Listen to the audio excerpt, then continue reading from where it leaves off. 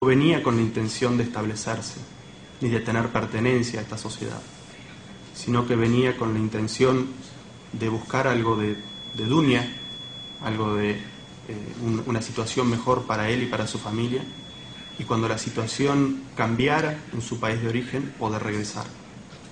No había una relación de pertenencia al lugar al que había emigrado. Pero claro, esa no fue la realidad. La realidad fue que estos musulmanes se casaron, tuvieron hijos y empezaron a tener relaciones más estables y fuertes con la sociedad en la que vivían. Fue en ese momento que este grupo descubrió que tenía que hacer algo por el Islam en esos países. Muchos de ellos, cuando vieron que corría peligro la educación y la permanencia del Islam en esta primera generación de hijos suyos que nacía en ese país. Entonces estas primeras instituciones religiosas que se establecieron a través de los inmigrantes tenían un carácter en un principio más nacionalista y más étnico que un aspecto religioso en sí. El segundo grupo del que vamos a hablar es esta primera generación de los hijos de los musulmanes nacidos ya en Occidente. Este fue el grupo que experimentó lo que conocemos como la Sahwa o el renacimiento del Islam en Occidente, o la vuelta a la práctica del Islam en la forma de vida de estas personas.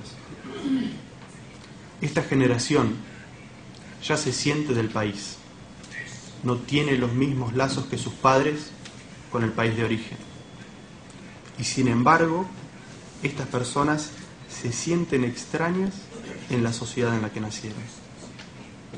Y esto de sentirse extraño no tiene que ver con el color de la piel, sino que tiene que ver con su teología, con su creencia y con los estándares de su ética y de su moral.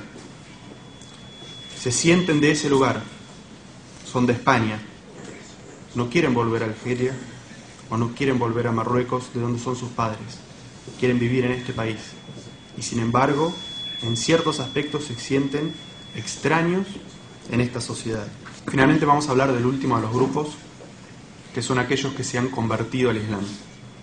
Este grupo también se puede dividir en dos subgrupos. El primero de ellos es aquellos que son las personas nativas de ese país, dígase en este contexto españoles, que se convierten al Islam. Y tenemos un segundo subgrupo, que son aquellas personas que emigraron de sus países de origen, díganse en mi caso argentinos que emigran a España, y en este lugar conocen el Islam y aceptan el Islam. Estos dos grupos, subgrupos dentro del grupo de los islamizados, tiene desafíos distintos a los otros dos. El más importante de estos desafíos es que tiene que abrirse un espacio como musulmán, tanto entre aquella gente que lo conocía como no musulmán antes de que acepte el Islam, dígase su grupo de amigos, su grupo de trabajo, como también tiene que abrirse su espacio como musulmán esencialmente dentro de su familia. Dígase su familia nuclear, si es una persona que casada y con hijos se convierte al Islam, o dígase su familia extensa, tíos, abuelos, primos, y entre todos ellos tiene que abrirse su espacio como musulmán, muchas veces chocando con los prejuicios que existen contra de los musulmanes. Este tercer grupo tiene una característica especial, y es que generalmente no encuentra en un principio su espacio dentro de la comunidad islámica en general, porque como dijimos anteriormente, lo que generó las primeras comunidades islámicas era una afiliación más de nacionalidad y de etnicidad que de campo religioso. Entonces, este tercer grupo tiene otra barrera más que romper, que es la de integrarse dentro de la comunidad islámica, en la que, a pesar de vivir en su país, se siente extraño porque no comparte un montón de aspectos culturales de las personas que conforman esa comunidad islámica. En realidad, este concepto de no sentirse aceptado por la comunidad islámica crea un primer choque con los musulmanes nuevos y conversos, porque cuando uno ve en la teoría, el profeta Muhammad sallallahu alaihi wasallam dijo en un hadiz: las personas provienen de Adán y Adán proviene del barro. El árabe no es superior al no árabe, ni el no árabe es superior al árabe, ni el blanco es superior al negro, excepto por la piedad. Sepan que el musulmán es hermano del musulmán.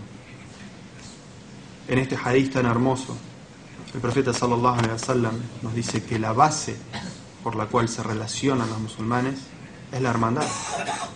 Y en un principio, el musulmán nuevo no encuentra esta hermandad como la base de la relación, y por lo tanto le cuesta integrarse a ese grupo.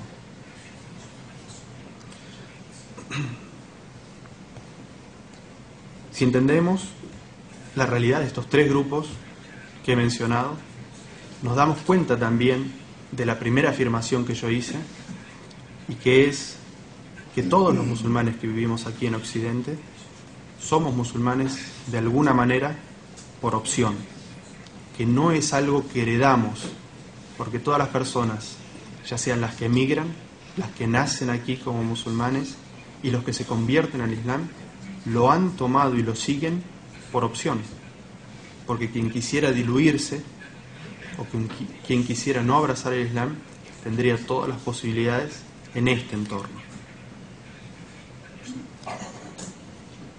Apliquemos este concepto de moderación que escuchamos al principio a esta realidad de la presencia de los musulmanes en Occidente, porque comprender la moderación en todos los aspectos de la vida del musulmán nos va a ayudar a desarrollar nuestra propia identidad. Y cuando hablamos de la identidad del musulmán, si nosotros pensamos en los árabes o los musulmanes de la península arábiga, tenemos completa certeza de que ellos tienen una identidad como musulmanes, una vestimenta, una cocina, ciertas culturas. Si nos ponemos a pensar sobre los musulmanes del sudeste asiático, Malasia, Indonesia, veremos que ellos tienen una ropa que los identifica, que ellos tienen una cocina que los identifica, que ellos tienen caracteres por los cuales aquellos musulmanes que son apegados a su religión son identificados, y aquellos musulmanes que no son tan apegados a su religión también son identificados. Ellos tienen su concepto de moderación dentro de la propia identidad de su sociedad. Nosotros, aquí en Occidente, aún no tenemos esa identidad.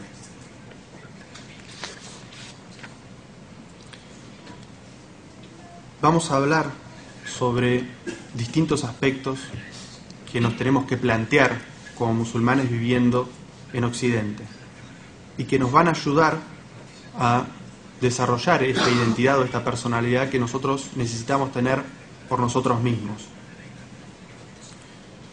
El primero es la permisibilidad y las condiciones de los musulmanes para vivir en Occidente.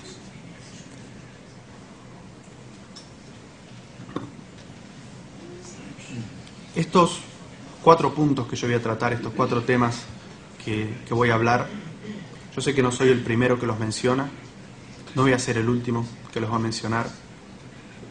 Lo que yo pueda decir al respecto es una opinión personal y un desarrollo, un análisis personal, pero me parece que lo importante es que estos temas aparezcan como debate y que se hable de estos temas abiertamente para que nos ayuden a nosotros a conformar nuestra propia identidad como hispanoparlantes musulmanes